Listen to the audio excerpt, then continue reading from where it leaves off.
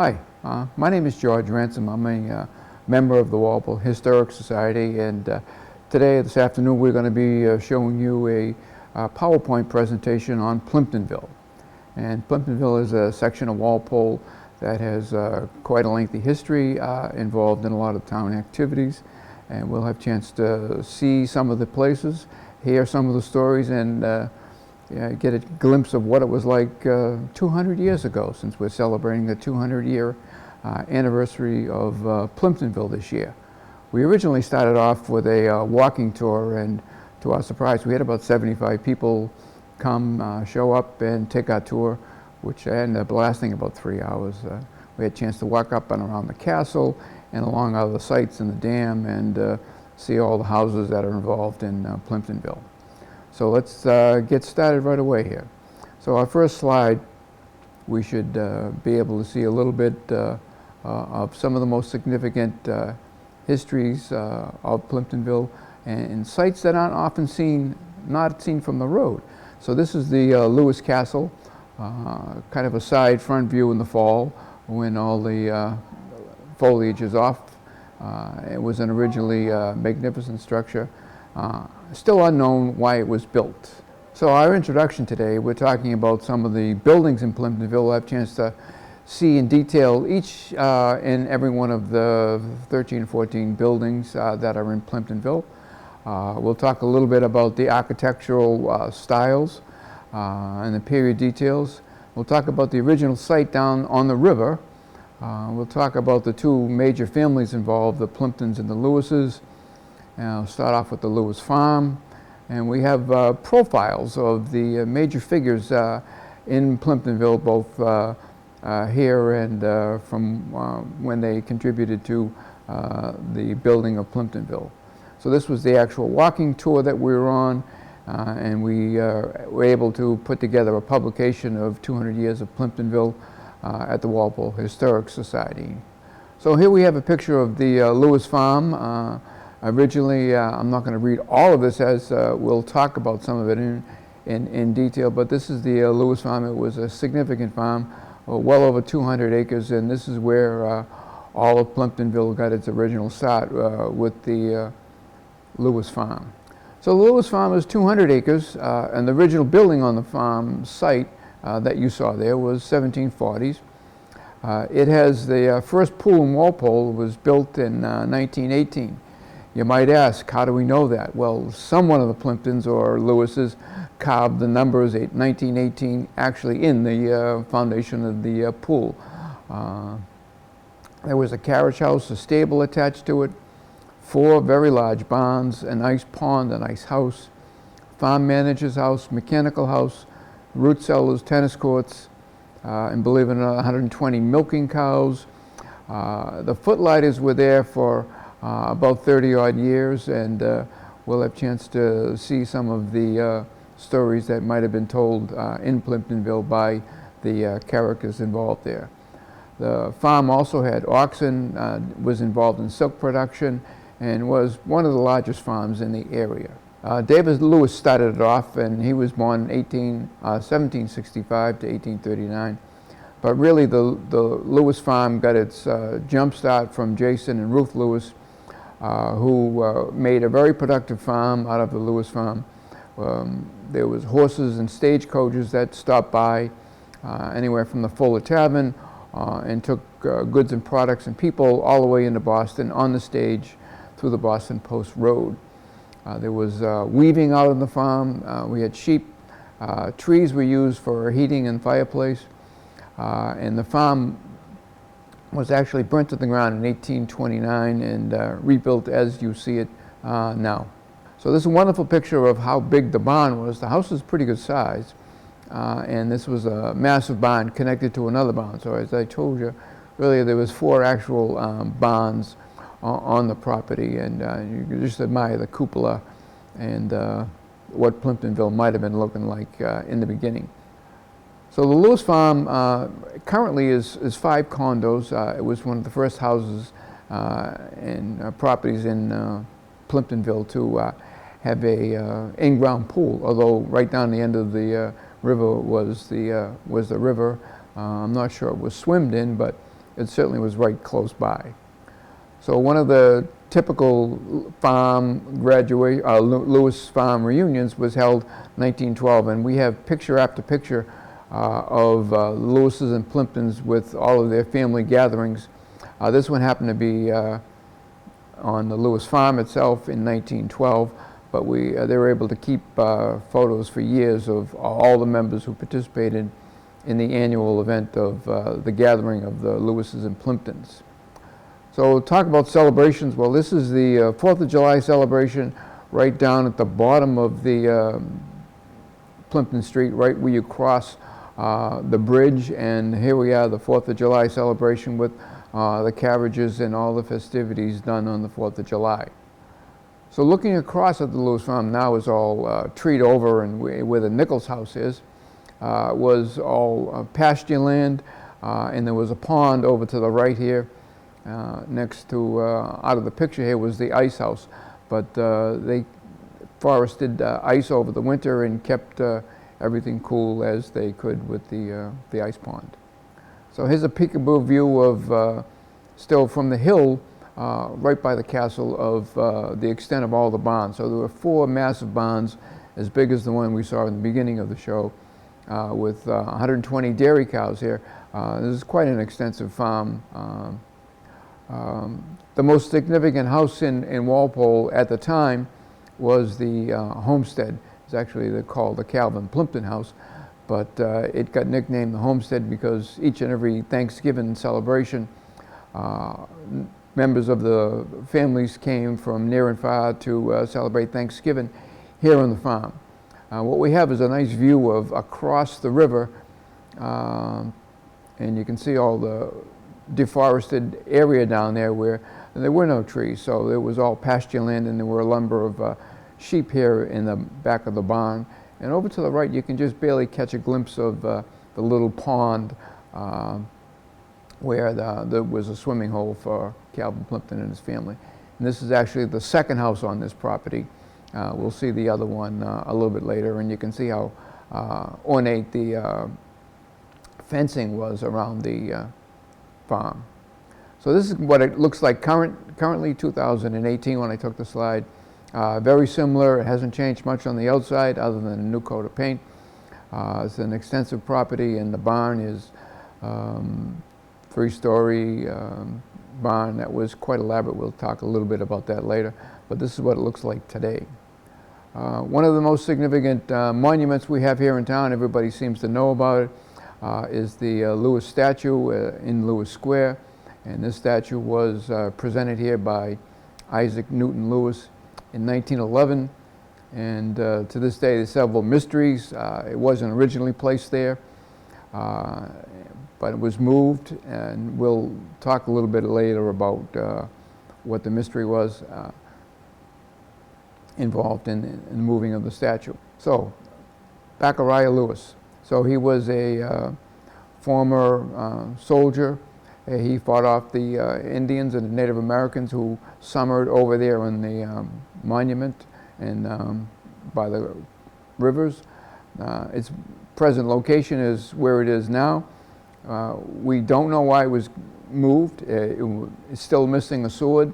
And the curbing around the foundation of the Bradford Lewis statue, we'll see a little later, was moved to locate downtown when the Bradford Lewis Community Center was erected downtown. So this is the house right connected to the statue, Sergeant William Lewis, 1832. It is actually on 1 Plimpton Street, despite the sign that says Everett Street right there in front of us. So this is one of the first buildings on site. So it's 1 Plimpton Street. He actually originally had 12 acres. The house was built in 1832, as I said. There's 7 rooms, 3 bedrooms, 2 fireplaces, 2-car attached garage. It's about 1,800 square feet. And Isaac Newton Lewis was born there and lived most of his life there. So we'll talk a little bit more about him in depth as we go along the presentation. So here's a view. Most of us know the Lewis statue, at least my grandson does, by the Santa hat, the pumpkin in the fall, the Bruins shirt after a victory, the Patriots, the Red Sox, and the celebrations that happen here when the parade comes by. So this is the Bradford Lewis Memorial Fountain. Was erected by his son, Frank Lewis, or Edward Lewis. In 1910 was the first monument here in the Lewis Square, and it was erected as a acknowledgement of his father's contribution to the community here in Plimptonville and downtown with the industry that he had developed along with his work as a deacon in the church. So this is the, once again, a view of the Lewis farm. You can still see some of the farm machinery around there. There's a big pasture out back with some of the old tractors, but this was a big area to feed a lot of cows, so there's a lot of hay involved. So that's actually a hay wagon that we still see there. And the original house was built here in a more of a federal style in 1847. So the Nichols House, I don't have a picture of it here, but there was a little controversy about when it was built. We weren't sure whether some of the citations were 1905 and 1937. I tend to think 1937. The house was recently just sold. It's basically almost 3,000 square feet. It's beautiful, 8 rooms, 5 bedrooms, 3 baths. Servants' quarters, as in most of the houses, still has the original slate roof. There was an additional acre of land that came with it, and it sold for close to $1 million a couple of years ago. Our next house, as we walked up toward, heading up the hill on East Street, is the Hasting house. This was built in 1860, and it's 439 East Street. This is an example of one of the Plimpton houses, more on a interesting design that we can see with multiple bedrooms, and there's a barn out back we'll have a chance to take a look at a little bit later. But a Greek revival style has been identified with this house. So it's built for Anna Plimpton. It has 2 staircases, 2 sun porches, 5 bedrooms, a number of servants' quarters, 3.5 baths, and there's a 1.5-story barn attached to it that was used primarily as a riding stable for the Plimpton family. So here's a picture of the barn. They actually have a pool in that house now, but it's a 1.5-story barn that's in pristine condition. Lewis Castle, one of the most interesting buildings in Walpole, was built by Isaac Newton Lewis. Started in 1892, was finished by 1896. Architect was John Williams Beale, who, for those who remember a little history, he actually designed and built the Walpole Town Hall. The walls are 2.5 feet thick. It's 3,500 square feet. It's 4 fireplaces, and they're all hidden in part of the chimneys were built in the walls. It's 8 rooms, 1 bathroom. It's on about 5 acres. It's 3 stories high, but 1 story is the cellar. And most of the rocks were built either on site or from Queen Anne up in the Gloucester area. There was a fascination, as I'm told, with castles. There's the Hammond Castle, and actually about 7 or 8 other castles in Massachusetts that were built around the same time. Rumor has it that Isaac Newton Lewis made several trips to Wales, and he took that as a identification of what he wanted to build up here on the hill. So here's a picture of the side of the front view of the Lewis Castle. The 4 turrets, 3 turrets where the actual chimneys are built into those turrets. Please note carefully what it looks like, because we have a sketch to show you that was probably an original written or drawn on a piece of paper, probably by Isaac Newton Lewis himself, of what he wanted the castle to look like. It doesn't exactly look like this, but it's pretty close. So how do we know what year it was built? The cornerstone, well, actually not corner, but certainly built in one of the turrets, was right up there. You can see it was 1896. So the back view of the castle, there's quite a bit of land around there. It's built on the hill, so it would have commanded a beautiful view almost probably down to the river from the top of the castle. It originally had a slate and copper roof. So here's the sketch I was telling you about. So you can see in the top picture, a part of it, where the front was a little bit more elaborate than it actually was. But it's basically the same size and dimension that whoever drew this, and I'm assuming it was Isaac Newton Lewis, did this. Not to scale, but certainly used this as a starting point for his castle. Next slide. So you can see it's not as elaborate out front, but all the details of how long it is and how wide those particular rooms are all seen there. So it does fairly closely resemble that. So here's Isaac Newton Lewis. He was one of the premier historians here in Walpole, and he's responsible for several major events at the castle, and also starting the Walpole Historical Society, where he wrote a history of Walpole as an extensive book detailing all of the history of Walpole. A little bit about Isaac Newton Lewis. He was a graduate of Harvard University, Boston Law. He was a teacher, lawyer, and notable historian. He donated and commissioned the Bradford Lewis statue, paid for it himself. He was a full participant in many of the community and social activities in here in Walpole. And the mystery behind him was that he supposedly built a castle for he and his bride to live up. And by the time it was done, they moved up there, and he and his bride lived there with her mother-in-law for about a year, and he moved back down to the house right next to the Lewis statue. We don't know why, and it has periods of time where the castle has not been lived in for sometimes 20 to 30 years. But it's always remained in the Lewis family. So here's another picture of him adorning the horse, ready for the celebration of the 4th of July, I would assume. So as a historian, he also documented some of the addresses by Sir Walter Walpole, who was named for his contributions to not taxing the town and other principal areas here in the area. And as I said earlier, he was responsible for building the Lewis statue.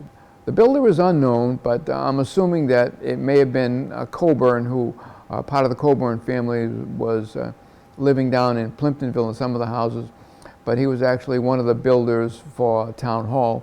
So I'm assuming that Lewis saw the Town Hall built, liked what he saw, liked the architect, commissioned him to build it, along with probably Coburn to present the castle for him.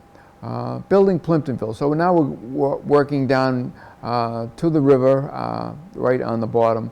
Henry Plimpton purchased 23 acres of land, as well as the rights to erect a dam, and on the upper and lower privileges, which were what we identified as the area where he could build. The dam had 4 openings. There was a canal. Later we'll have a chance to see the Sleuthway. And he started off building some mills and foundries. And there was a house that he erected fairly soon after coming here. And there was just a counting house that was there.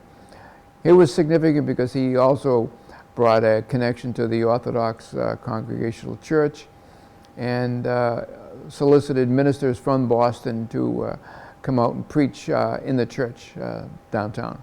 So what was there? So the trip hammer shop was there, where they made agricultural tools and hoes. There was a twine shop, a hosiery shop.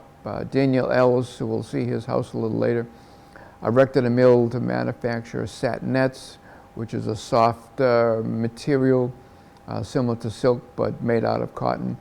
He had a large building, boarding house.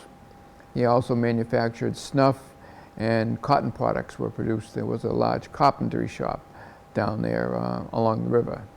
So this is actually a map of Plimptonville. So you can see probably what I want to point out by this is the 2 railroads. So the first railroad is in the upper left-hand quadrant of the slide, which was the New Haven Railroad that was primarily built by Calvin Plimpton and Mr. Byrd's legislative help or political clout to get that done, which made a significant impact with production of the goods and services right there in the Plimpton foundry. And the other one you see in the lower quadrant was the old Colony Railroad, which was spur line built a little bit later, which connected Walpole Center to Norwood Center Depot stop. So this is an early view of the dam. Maybe a little hard to see, it's a little grainy, but you actually see somebody sitting out on the tree here. So the dam doesn't look that large here. So originally it was probably an 8 to 10 foot drop, but it's a man-made dam. So over to the right you can see the stonework done to support the earth dam that was built there. And you can see the water was pretty extensive. So Henry Plimpton, we'll talk a little bit about him for a few minutes. Upon age 15, his father's death, he became an apprentice at the Joshua Stetson factory, along with his cousin Oliver Ames of the famous Ames family of Easton, who went on to make their way in the financial world and production of the area. Henry purchased the rights to build the dam and the production of hosiery, metal products, and we also used bog from local, pig iron from local bogs. He was a sergeant in the militia in the War of 1812, and he built an extensive house in 1816 overlooking the dam and river and mill sites. So as I've said, Henry and many of the Plimptons all became deacons in the church. They were community leaders. He held the focus on education, where the Moore Library was organized in his home.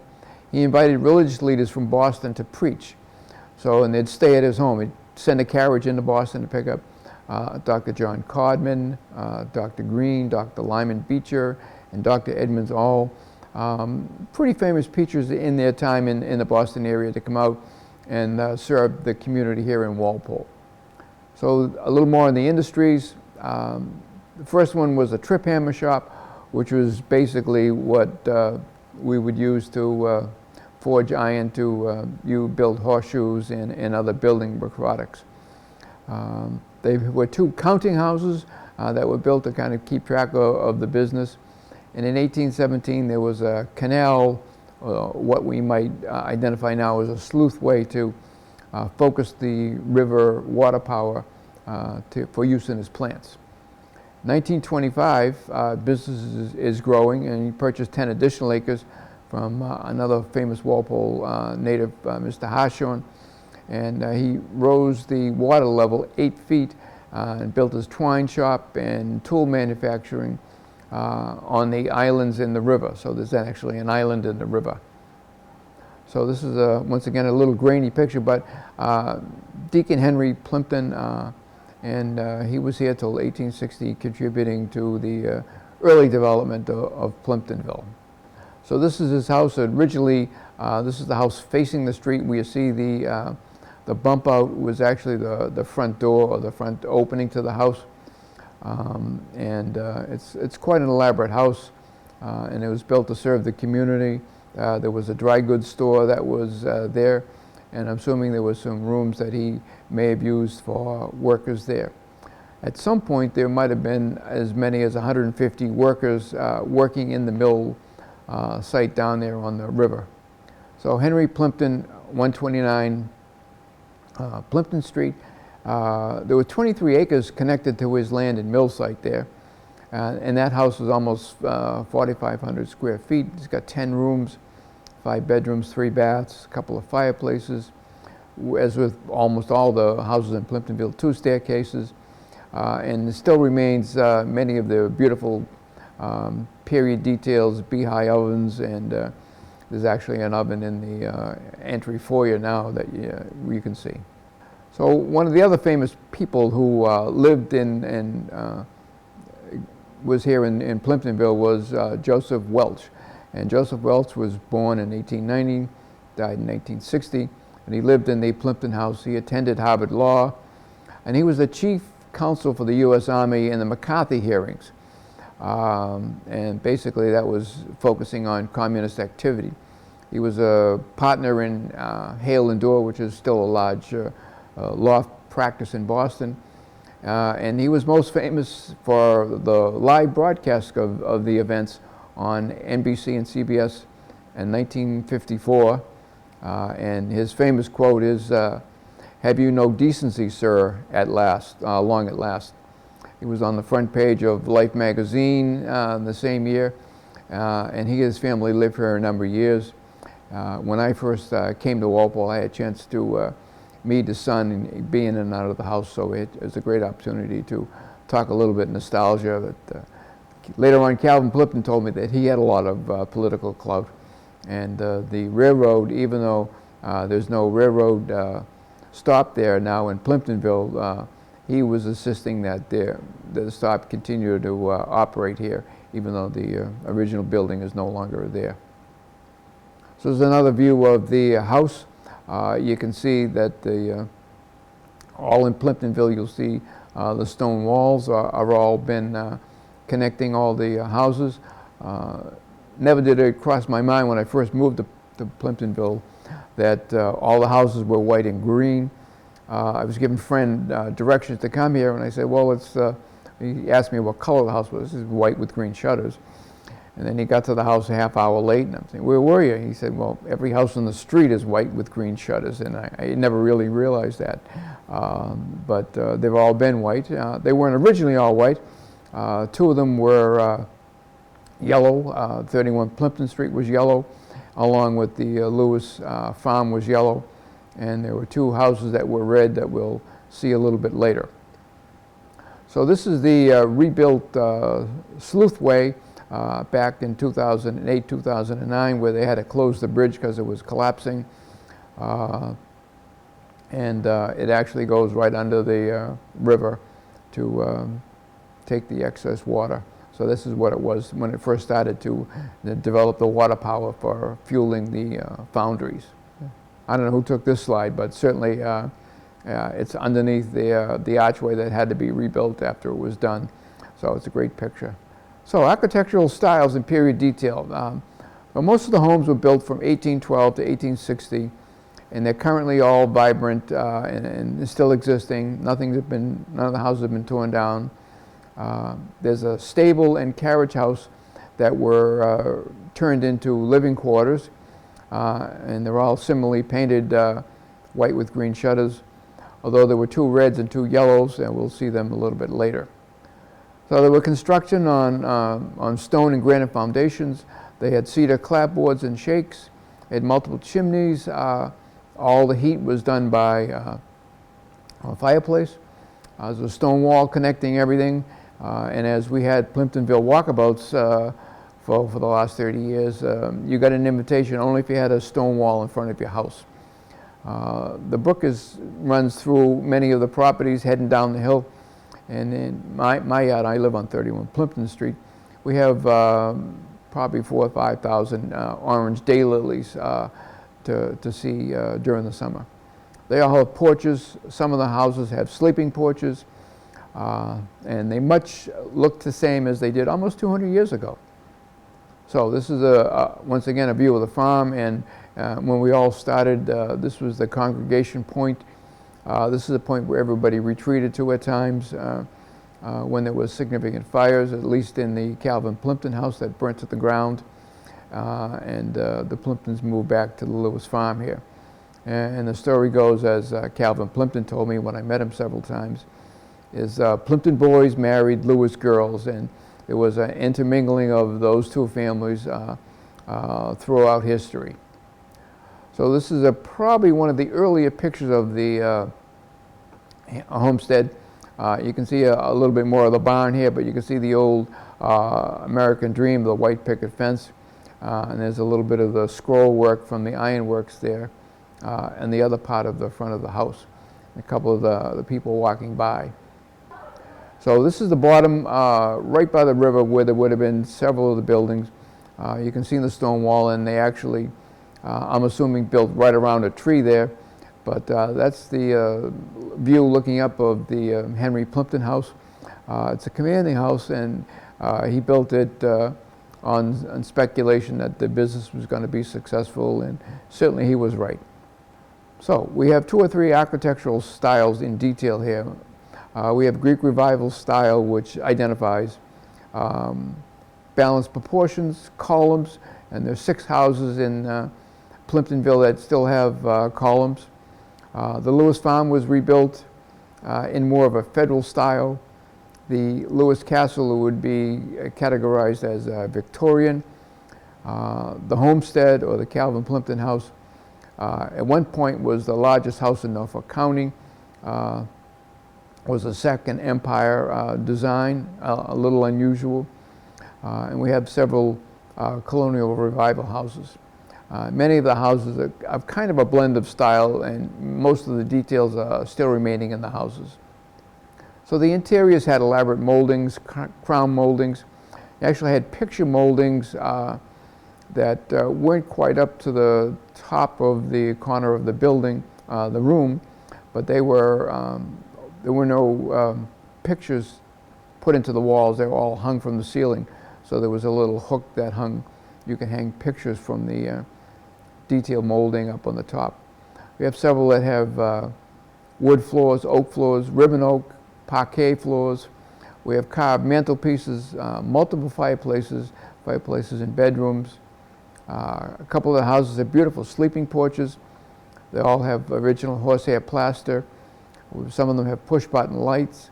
A lot of them have gas converted electric chandeliers, wall sconces, and lights.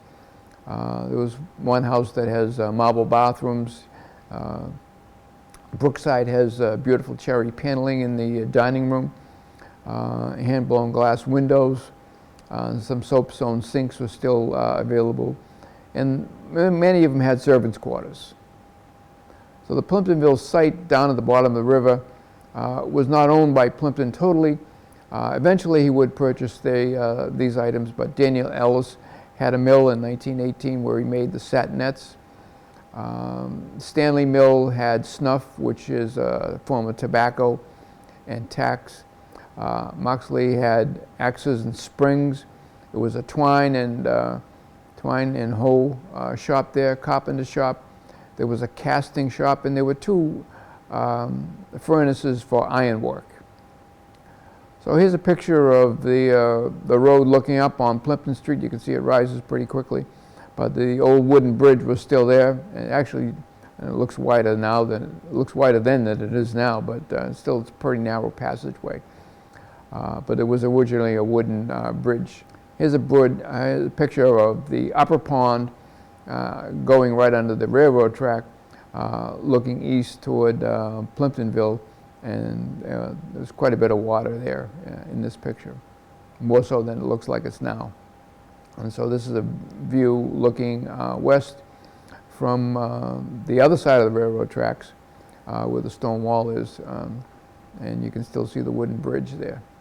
So the ironwork. So 1915, we have Calvin building his 23 acres. He bought the land from Willett with the rights to build a dam. The sluithways were constructed to add to the onset of power to the area. And originally, 1918, we have 1825, pardon me, we have the river up to 17-foot drop.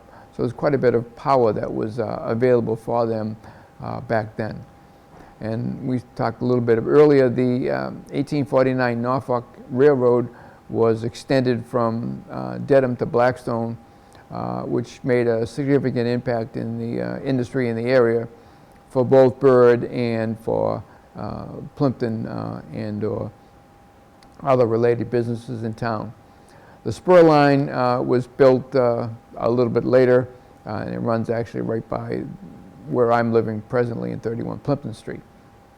So here's a view of the river right by the former dam, and you can see just the corner of the building, but also you can see there's a bridge that ran across to the other side of the river, which is all grazing land for all the farms. So there were a number of sheep that were part of the Calvin Plimpton house that were led across over there to the fields, I'm assuming after they cut a lot of the timber which was used for heat of the fireplaces. What you're seeing in the probably pretty much in the center of the picture is the Turner House. That's the cross on the end of the Turner Pond. The only thing now left there is the foundation of that house, but that was still one of the original houses there in Plimptonville on the site. So here we are, the dam, and the significance of the dam still holds a lot of interest because there was eventually a power plant that was developed here by George Arthur Plimpton, which developed his own electricity right here in Walpole.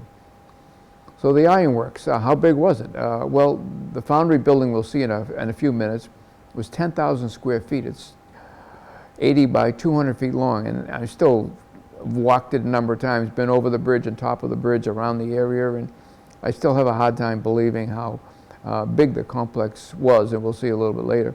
There were multiple buildings. There were 150 workers. Many of the houses had company stores, and found a notation that the first flag in Walpole was flown in Plimptonville at the Plimpton Iron Works. And along with all of the development was the railroad during 1849 was the gold rush time. So everything was rushing out there for picks and axes and farm equipment that were produced by Plimpton and Sons. So this is actually a colored picture of the Plimpton Iron Works complex, and there's the big building that's there in front of you, along with multiple other buildings, furnaces on site there. This was taken from across the river near the present railroad tracks. So we have 150 people working here in Plimptonville, working on various items and the foundries that were here in Plimptonville. Mainly they were doing axes and metal work. So we'll see a little later with an advertisement what they were doing. This was actually an original watercolor that was done that was still owned by one of the Calvin Plimpton's daughters, who donated that to the people who live right next to right behind the factory there in Plimptonville. So this is a black and white. It's not as clear, but certainly you can see the furnaces blasting away, and quite a bit of work being done here by multiple people in the family. They're all large families that were here as part of Plimptonville and the surrounding area. So this is an advertisement by the C.G. Calvin Gay and Henry M. Plimpton, iron founders, Axle Springs, Walpole. But you can see what we note is that their main offices were downtown Boston. So they were, before the railroad came in, they were taking carriage rides downtown, the carriage to stagecoach to Boston to see their business operate there. Plimptonville's train station is still here. It's still on the map. Plimptonville is part of the map. Even if you Google it nowadays, you can see some of the notations that were still here. This is the site of the former, this is the Plimpton stop now. There's nothing there but a little asphalt, and it's still, the train stops twice a day here, and it's been that way ever since. Calvin Plimpton made a tremendous deal to put his money to bring the railroad through here in Walpole, and he was given some rights to the railroad, and along with Mr. Bird, who helped get that done and bring that into the area. So this is the original Plimptonville station as it looked. A little shed looks like it was still there. It's not there now, but it certainly gives you an idea of how big the stop was. So here we have Henry. Again, Mr. Plimpton was significant with his longevity and his involvement in the start of the Plimpton Iron Works and many of the other Plimpton businesses here. And he ended up purchasing from all the other owners, their mills and factories. As business got better for him, he basically took over all of the Plimpton sites. So it's kind of an interesting view of an advertisement after the Plimptons had to sell their business. Calvin Plimpton died prematurely. He was about 50. He died in an industrial accident, and he was the cog that kept the whole operation going when it was that big. His wife never thought she could run the business. So basically, she sold the business to Tilden, who was a Walpole resident who actually had a foundry and business himself, the Linden Spring shop. But you can see Grant and his generals listed up here. But this is when Mr. Tilden owned it. We'll talk a little bit more about that later. So this is a stock certificate from the industry that Tilden had. His offices weren't on Milk Street downtown, but they were on Congress Street. You got a little magnifying glass, you can see the address written in there, but it's the same, looks to be the same photograph that Plimpton's used. And he ran it for a number of years before it was sold back to the Plimptons. So here you see, once again, the advertisement or an invoice sheet for Calvin Plimpton Industry. I haven't got over there, but all of the information, financial information about the Plimpton Industry is all in the Harvard Library over there in Cambridge. So here's a great picture of Mr. Tilden and his business. And he operated it. It was on the downswing when he bought it. He bought it fairly cheaply, as I was told, and didn't last that long before he went belly up and sold it back to the Plimptons. So this is actually, it's hard to read, but I'll tell you the gist of this was that basically he sold with the whole Plimpton estate, and some of the houses were sold to Tilden for about $80,000.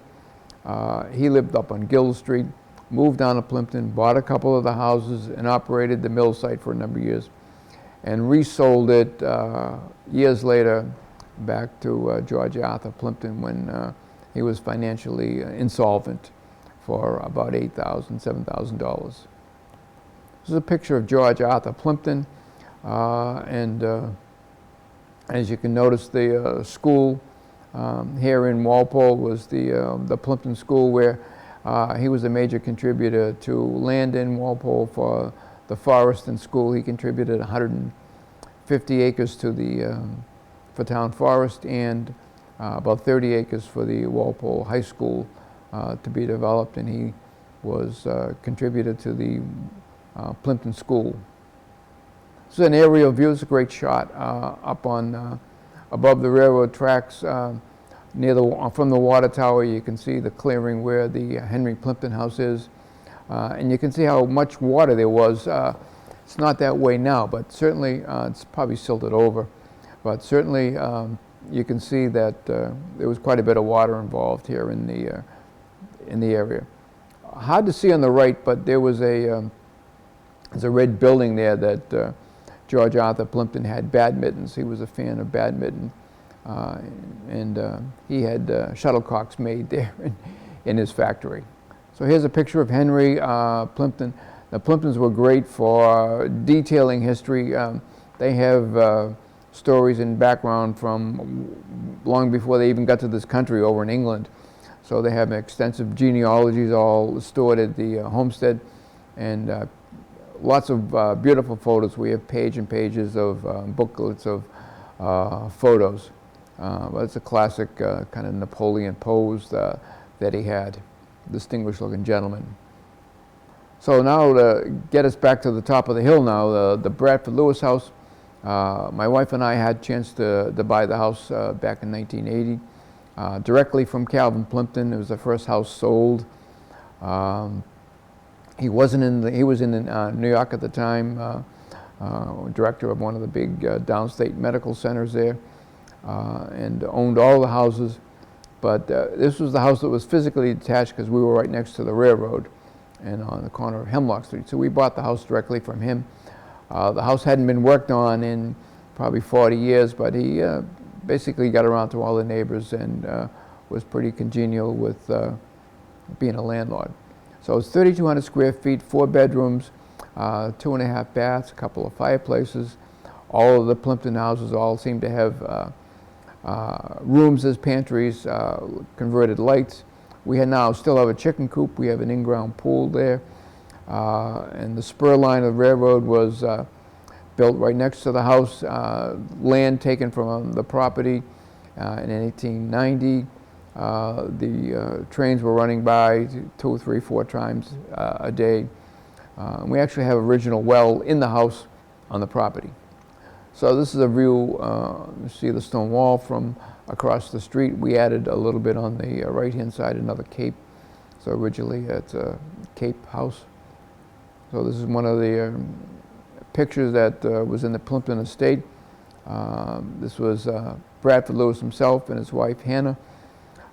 Gay Lewis is another famous name in Walpole, and we'll talk a little bit more about what they contributed later in their business. So Bradford Lewis, he attended the Herman Guild School, and I'm reading more about his history where his father died at a young age and his brother came to Walpole from Dedham after living there.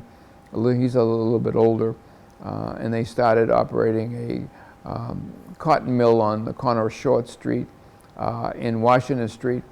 Bradford married Hannah Gay, and they moved on to Jason Lewis's farm, the Lewis farm, while his house was being built. He worked for Calvin Plimpton in various capacities, right down the street in the mills. Eventually owned various mills and factories in the Lewis Batting Company downtown. So this is the completion of the Bradford Lewis Community Center, part of the church complex that was donated upon Bradford Lewis's death. It was all rehabbed and refurnished from a home and a barn to a community complex similar to what nowadays we might identify as kind of a community center, YMCA. Behind the house there were land that was used for fields, and this was located right on the corner of East Street and Route 1A, or which is basically where CVS is now.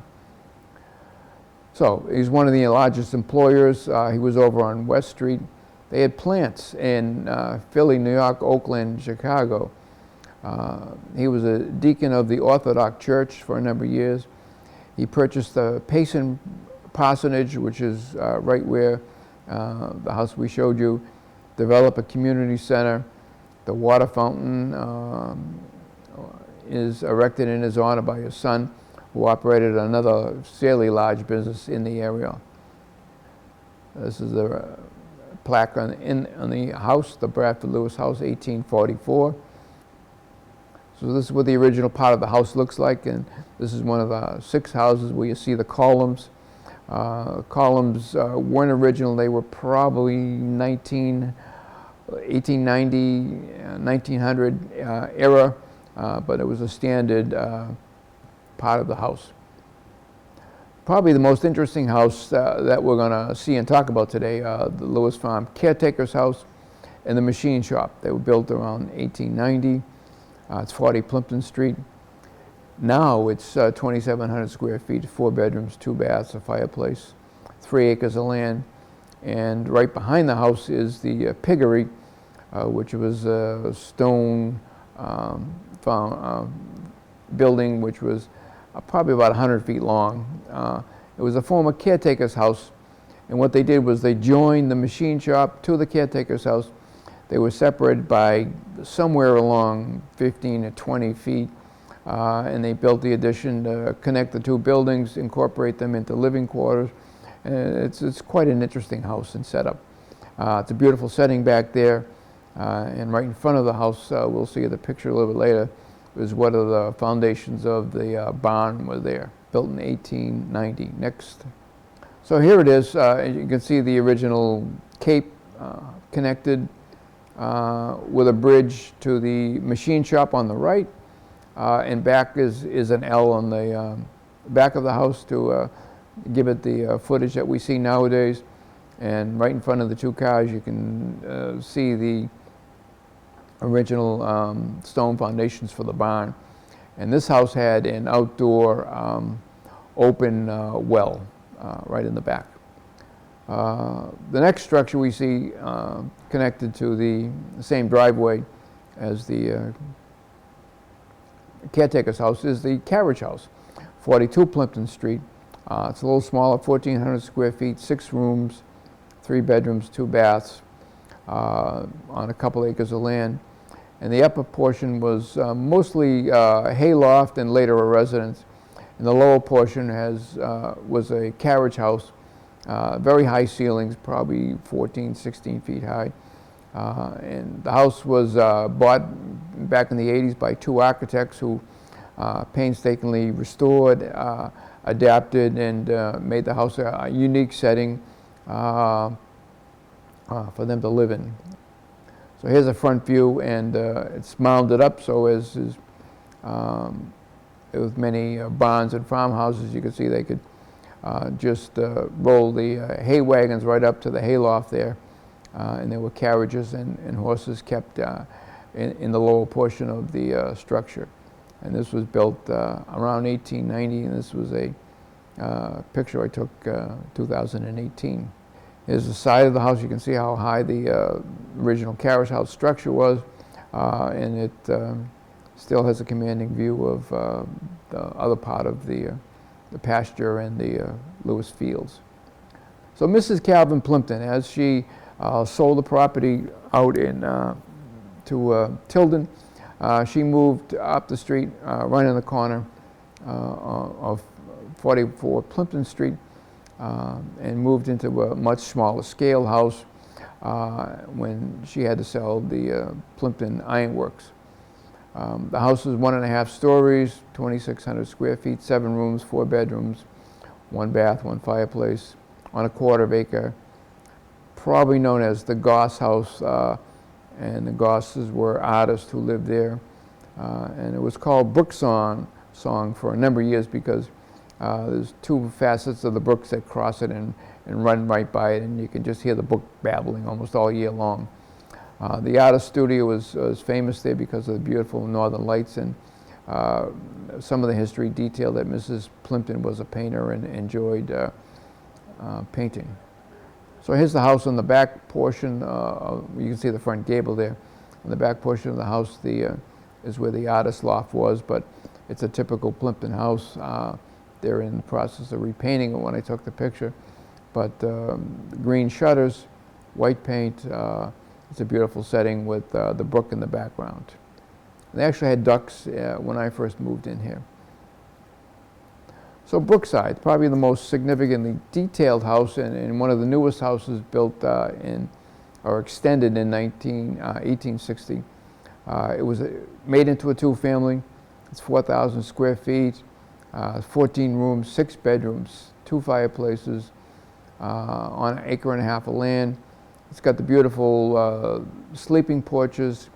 It's got an extensive butler's pantry, 2 staircases, original clawfoot tubs and bathrooms, moldings, detailed carved moldings, mahogany paneled dining room, and extensive porches now that are enclosed.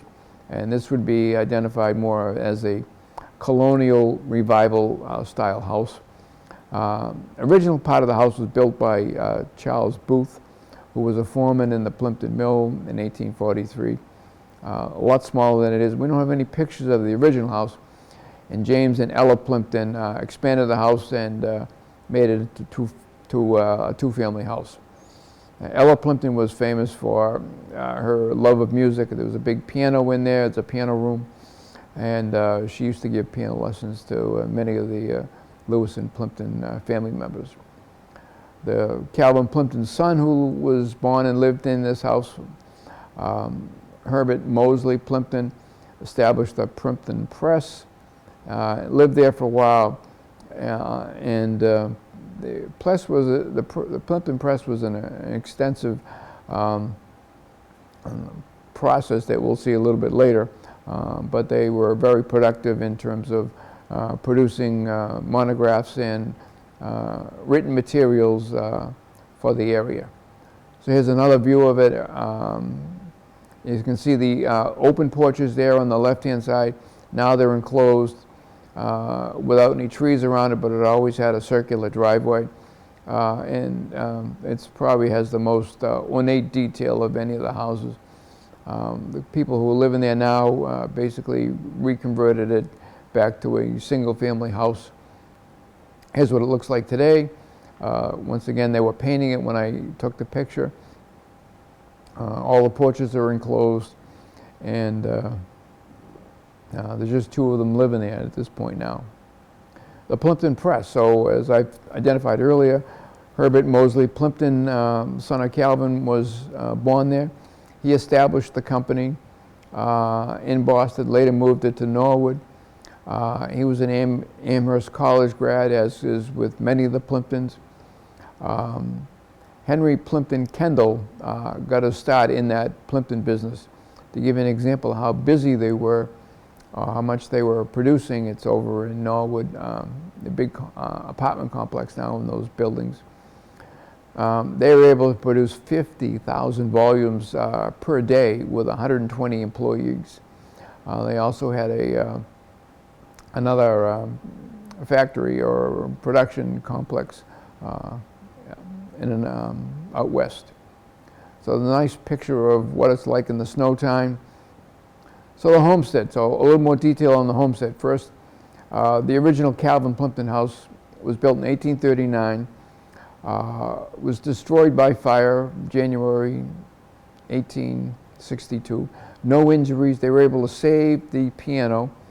The house was rebuilt in 63, the Second Empire style. The original Doric columns were reused. Now it has marble bathrooms, 14-foot rooms. They have a dance studio on the third floor, servants' quarters, and it's quite an elaborate property. So this is a wonderful picture we have of what the original house looked like, very different from any other house that we've seen in Walpole, but you can see the two-story columns that were there when the fire happened. Nobody was hurt, and we don't know what the cause of the fire was. So here's what they rebuilt kind of around 1860, a little bit later, but there's the Homestead, a very different structure. I don't know, we weren't able to identify any architect who designed this. So Calvin Gay Plimpton built the house for his bride, Priscilla, with the columns as I've identified. It was identified as one of the largest houses in Norfolk County at the time.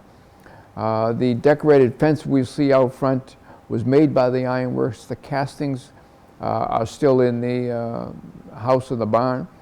It's a 2.5-story house. The cupolas are impressive because they're lit up at Christmas time. You can see quite an interesting view from the cupola, which I've happened to be up. The 2.5-story barn is big enough for 5 cars. It housed servants, chauffeurs' quarters, and there's a swimming pond right next to the lower side of the barn.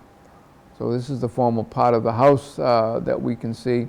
Once again, it doesn't look that way nowadays, basically because all of the land behind is all reforested. So this is a picture of Calvin Gay, George Arthur Plimpton in a horse and carriage traveling around Plimptonville.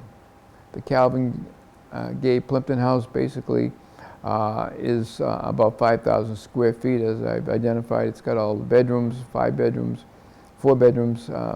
Third floor has a classroom.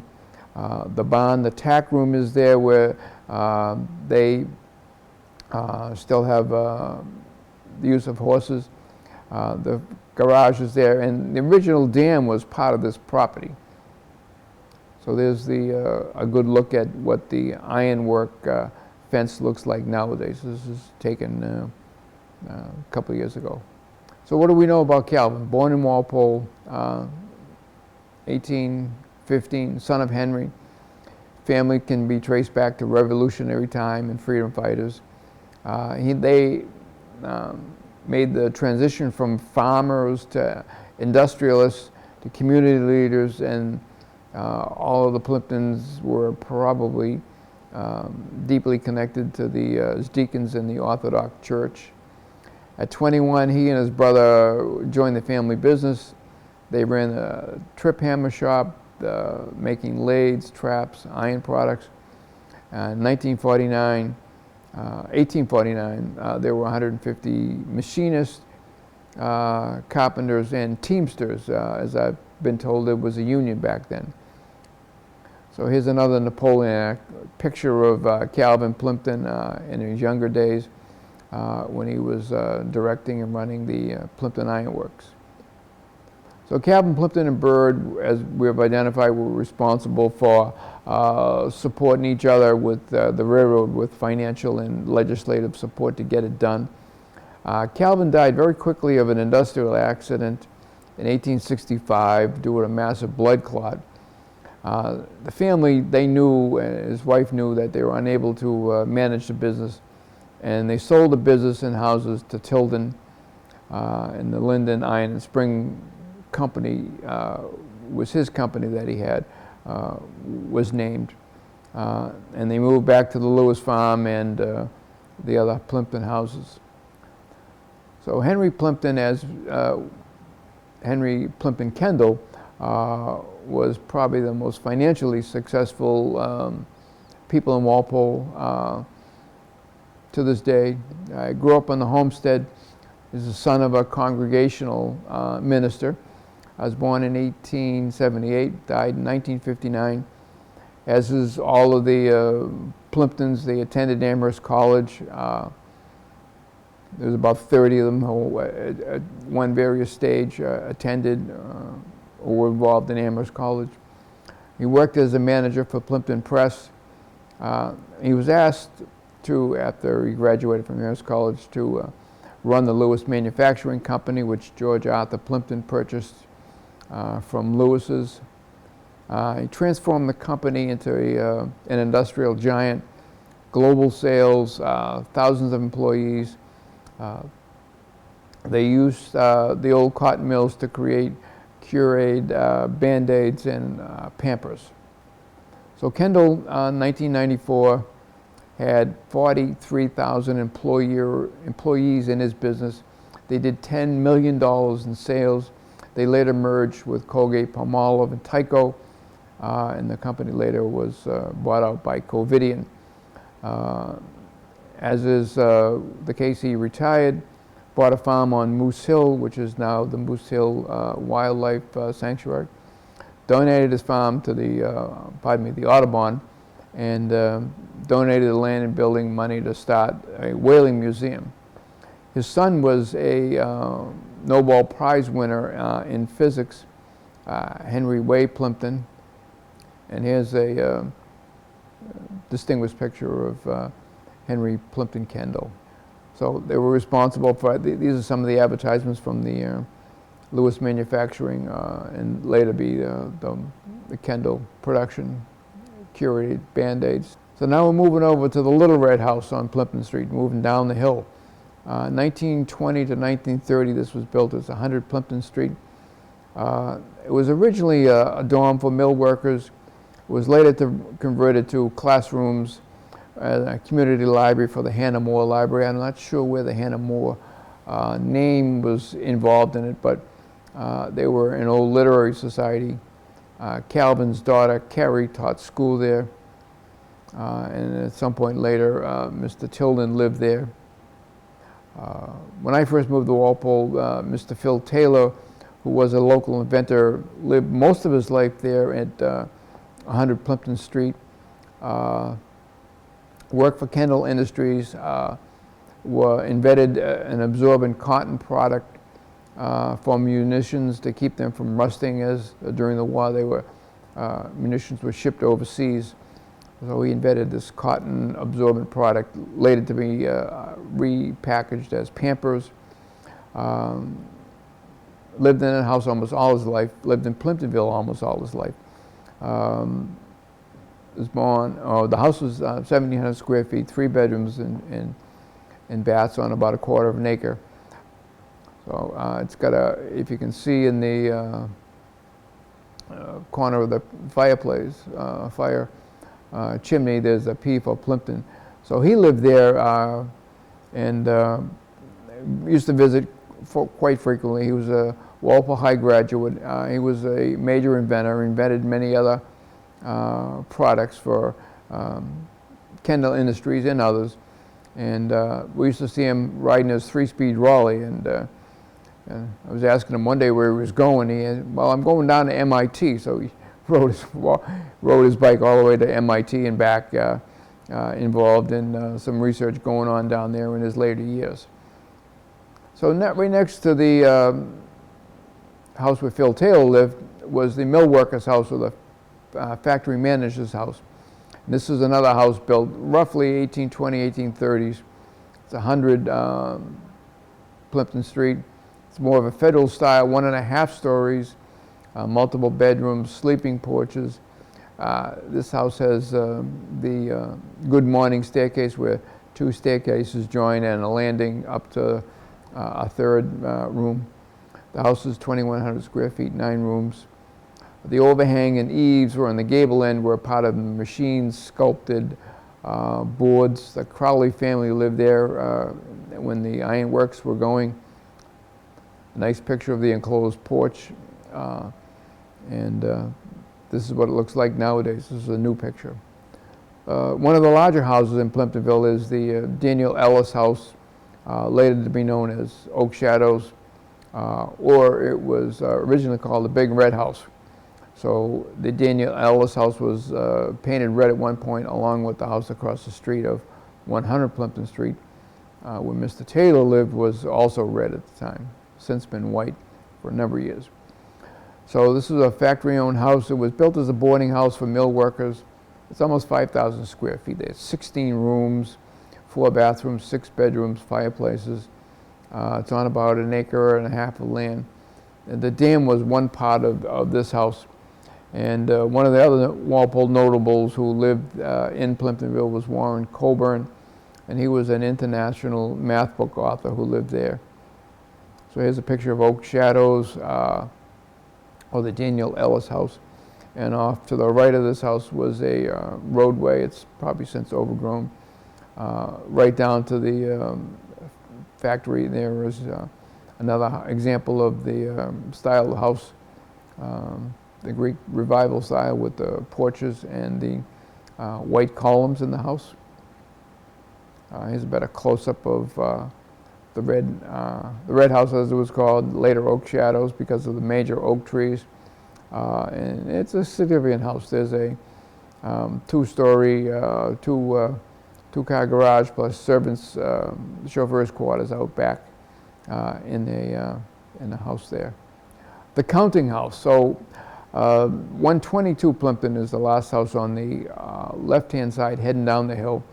The first house here, built before 1820. We don't have an exact date. Might have been as early as 1807, 1810. Hinckley worked there and lived there as part of the house. It was called the counting house because they had an accounting where it was kept track in that particular house of all the production in the area. And I said earlier, the factory right down the hill from this house was producing shuttlecocks. The house is 1,800 square feet and 8 rooms. It's been expanded, 4 bedrooms, 2 baths, and this is the house that probably has the most original millwork and detail in the house.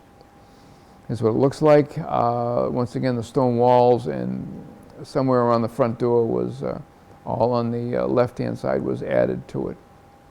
The other caretaker's counting house was built around 1820. 139 Plimpton. This is the house that's right on the water now. It's probably it's got the best water view.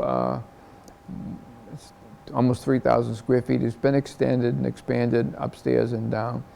2.5 baths, 2 staircases. It's only on about 3/4 acre. The site has a spectacular view of Plimpton Pond in the fall, and the dam, which is right next to it. So here it is, all rehabbed and refurbished in the fall. The railroad. So the railroad came in 1849, started in 1835 probably, and ran till 1935 from Boston out. Calvin Plimpton provided the land, the money, the stock options, to build that 7 miles of track. And as we've identified, Mr. Charles Bird provided the political clout.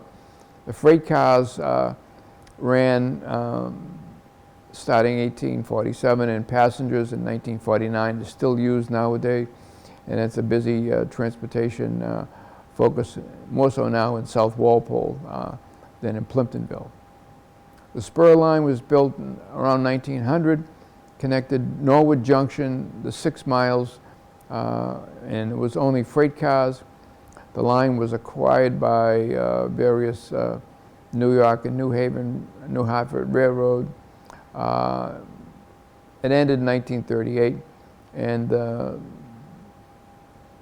mystery was that the tracks were all of a sudden disappeared, so nobody seems to know where the tracks were. The train station was renamed the Tildenville Station in 1865 when Mr. Tilden purchased the property, but when it was reacquired by George Arthur Plimpton in 1894, it was renamed Plimpton Station, and it's been that way ever since. There it is, Plimpton train station. So it's still a popular stop. There are a couple of cars that park there, and there are, several people who take the train there on a regular basis. It only stops twice a day.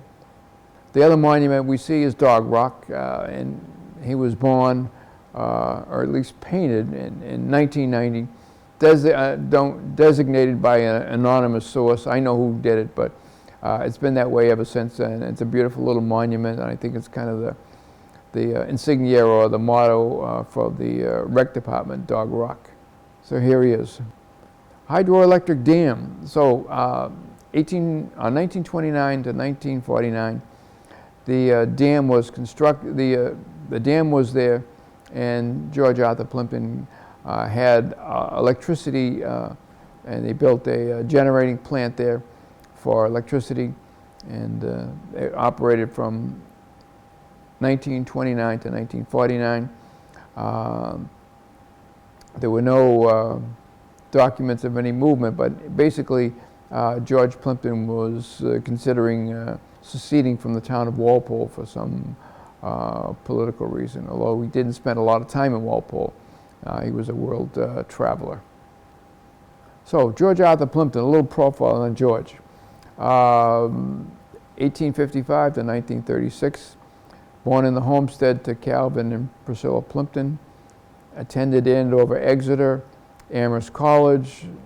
His family moved back to the Lewis farm due to a fire. He attended Harvard Law and began working in the publishing of Ginn and Heath, sales and marketing in the New York office. Soon became vice president.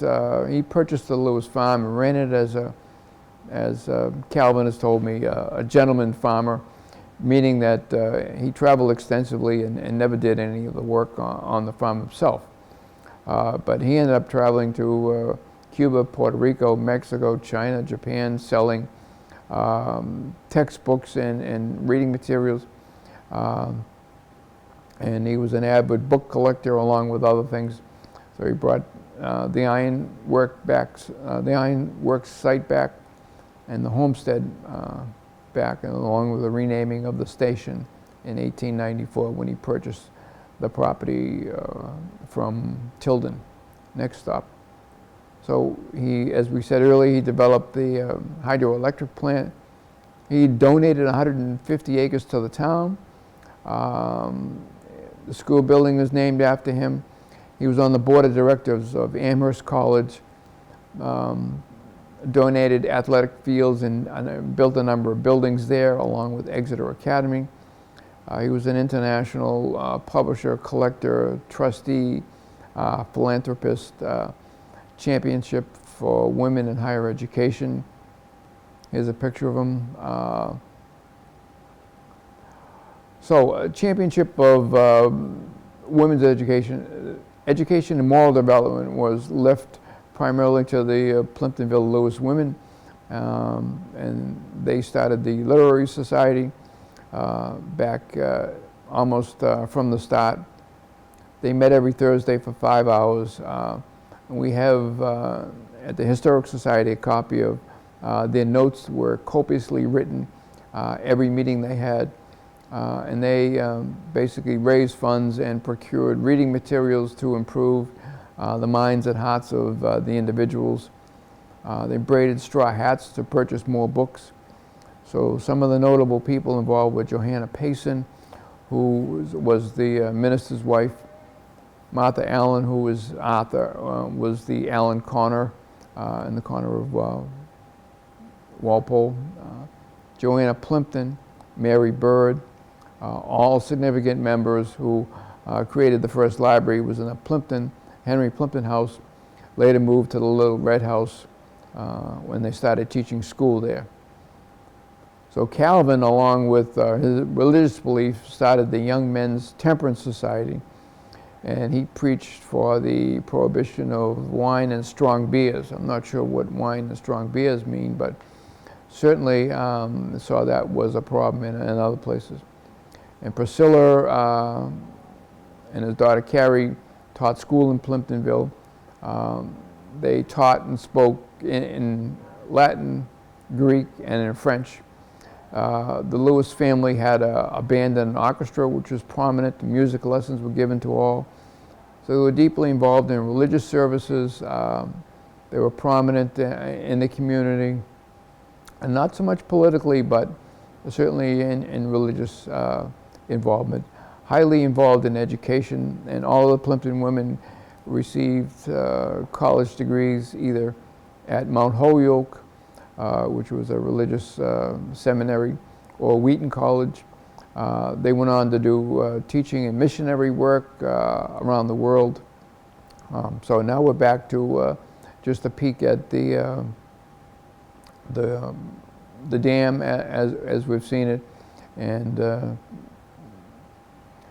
hydroelectric plant. So this is a picture of the roof's missing on this, but I'm actually standing on the dam taking the picture.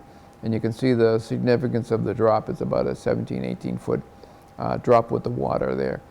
So it generated quite a bit of power. And Calvin Plimpton himself said we just kept receiving checks from Boston Edison for years, but we never did secede, or was really nothing to that myth that they wanted to secede from Walpole. There were 4 big openings in the dam, and you could slide boards down those girders to raise the water depth there, and people have been swimming in there. So this is part of the runoff or from the Sleuthway. You can see that big pipe heading down to the hydroelectric generating portion of the plant, where the water was turned over to electric power. Still vibrant nowadays. It doesn't flood anymore, but certainly there's quite a bit of water that passes through there. So this is all a hand-built dam. It's an earth dam, other than the actual bridge itself and the sides of the abutment here was cement, but it was all stone originally. So now this is what the site would look like in 2018, and all of the mill sites were located on the left-hand portion of the dam in the river. There's quite a bit of water there still. It's a picture we saw a little bit earlier of the Sleuthway that was repaired, and that was took about a year project to get that complete.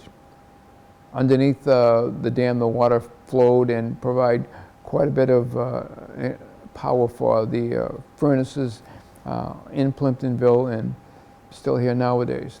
Calvin Hasting Plimpton. So I had the pleasure of meeting Calvin a number of times. Came over to the house. We made a couple of videos years ago of Calvin. He was born in 1919 on the Lewis farm, grew up there, attended Andover, Exeter, wasn't sure about going to college, didn't want to go to Amherst, and tells a story about how he got roped into going by his father and another Amherst College graduate. Graduated from Amherst, went on to Harvard Medical, 1943. His boyhood friends were Joe Welch and Adlai Stevenson. Calvin, while he was in medical school over here in Boston, was called to work on the Coconut Grove fire, which was the largest catastrophe in Boston in a number of years. And he was a captain in the military and ended up being a surgeon. As I said, he was born on the Lewis farm, loved it, participated in some of the farming activities, but he said he was never forced to, but he enjoyed being out here living on the farm.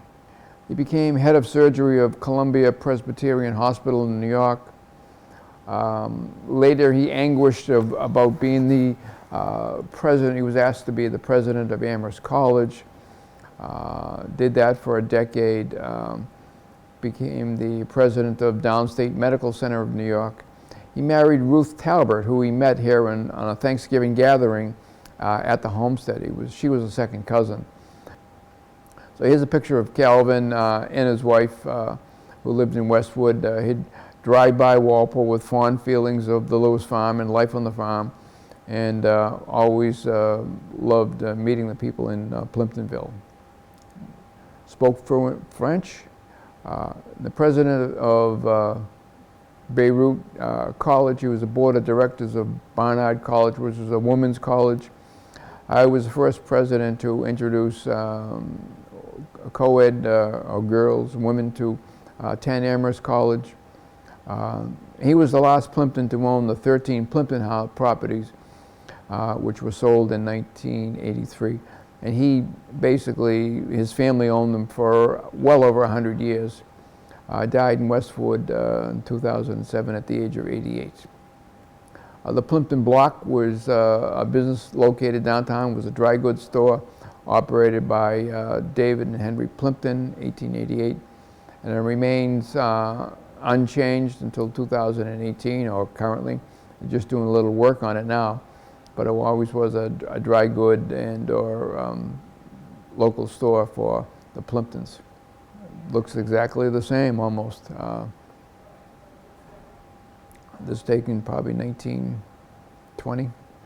Plimpton and Lewis burial plots. We have extension burial plots in Maple Grove Cemetery, which is located on Kendall Street, appropriately named for Henry Plimpton Kendall. So there is the Plimpton obelisk up there, and the Plimpton burial site here, all locally. And on the other side of the cemetery, next slide, was the Lewis's, and this is the obelisk for George Arthur Plimpton. Thank you for watching. My name is George Ransom, and I'm a member of the Walpole Historic Society, and we're glad to be able to present to you today the brief history of Plimptonville.